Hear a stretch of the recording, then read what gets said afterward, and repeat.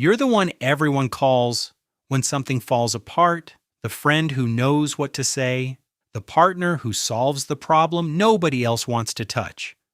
On the surface, you're the strong one, the reliable one, the pillar everyone leans on. Inside, there's a quiet exhaustion you've never told anyone about. You don't help because you want to. You help because something in your body cannot rest until the problem is gone. And almost nobody around you knows that. 3 things in this video. Why your nervous system treats other people's problems like threats to your own survival. The childhood origin almost every fixer shares. And the honest split between 2 completely different people who do the exact same thing, helping. They look identical. They're not. First, the framework. In 1973, family therapists Ivan Bosormenyi-Nagy and Geraldine Spark identified a pattern they called parentification. It happens when a child is required to take on emotional or practical responsibilities that should belong to the adults around them. You weren't allowed to be the one who needed help. You became the one who provided it, long before you had a choice in the matter.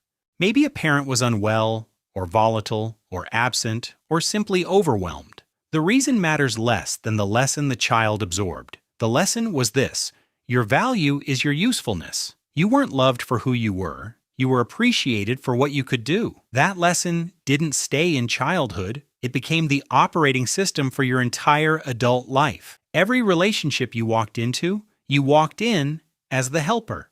Second, the neurological piece. For a fixer, other people's distress isn't just uncomfortable. It is biologically activating. When someone close to you is struggling, your nervous system reads their chaos as a threat to your own safety.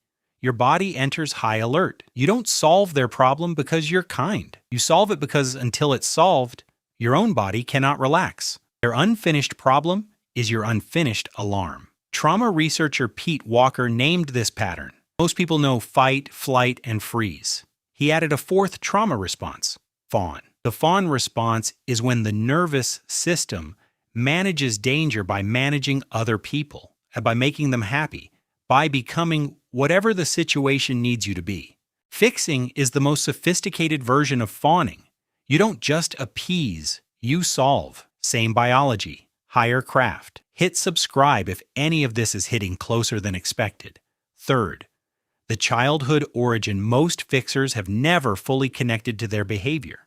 Somewhere very early you learned that other people's emotions came first, that keeping the peace was your job, that managing the room was the price of being in it. Maybe a parent was emotionally overwhelmed, a sibling needed extra care, a household where one wrong move could tip the entire day into chaos. You didn't think your way through it. You felt your way through it, and by the time you were old enough to question the role, you'd already become it. Fourth, there's a framework for what this looks like in adult relationships. In 1968, psychiatrist Stephen Karpman described what he called the drama triangle.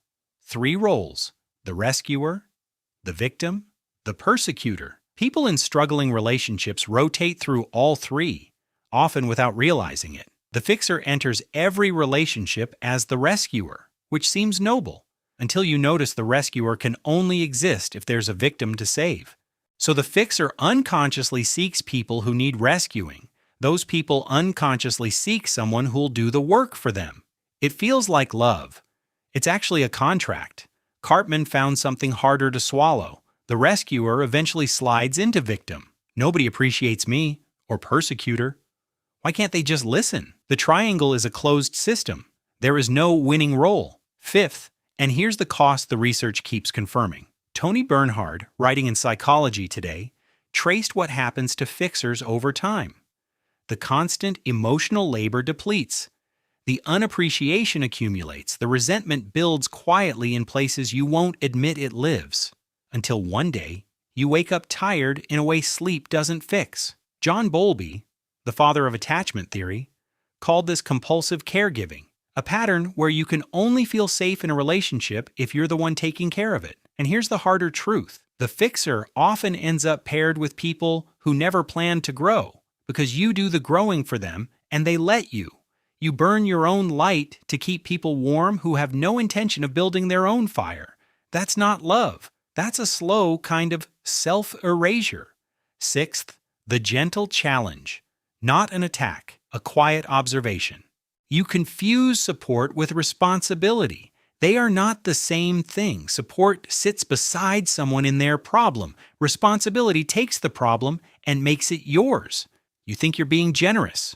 You're actually trying not to feel the unbearable feeling of watching someone you love be uncomfortable. Fixing isn't always for them. Sometimes it's how you regulate yourself by managing them. Seventh, and here's the honest split this video has to make. Because two completely different people help. They look identical from the outside. They're not. The first type is helping. They offer support and let go. They sit with someone in the problem without taking it inside themselves. They can stop. They don't lose themselves. The second type is carrying. They take the problem inside their own body. Their nervous system can't rest until it's solved. They lose track of where the other person ends, and they begin. Same behavior, opposite psychology. The test is simple. After you help someone, do you feel lighter or more depleted? Lighter is helping. Depleted is carrying. Almost everyone watching this is the second type. Misread as generous, when the truth is you're not giving from fullness. You're emptying yourself trying to feel safe. The most important thing a fixer can learn is the difference between helping and carrying, because one is love. The other is slowly losing yourself inside someone else's life. You don't have to stop caring. You have to stop confusing caring with carrying.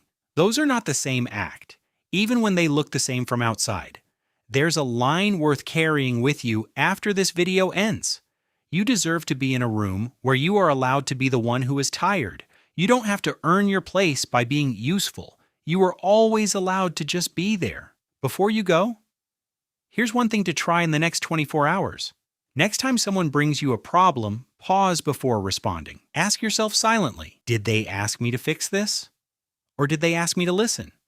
Most of the time, the answer will surprise you. Come back and tell me in the comments what you noticed. That one question will change every relationship you have. If you've spent your whole life being the strong one, the fixer, the helper, the one nobody worries about, you're not selfish for being tired. You're a person who was handed a job too big for you, too early, and never given permission to put it down. That permission is yours to give yourself now. Stop burning your own light to keep people warm who haven't asked. Stop fixing everyone else's life and start being a person inside your own. If any of this hit subscribe and like. It genuinely helps the channel reach more people who need to hear it. Tell me in the comments, are you helping people or quietly carrying things that were never yours to hold?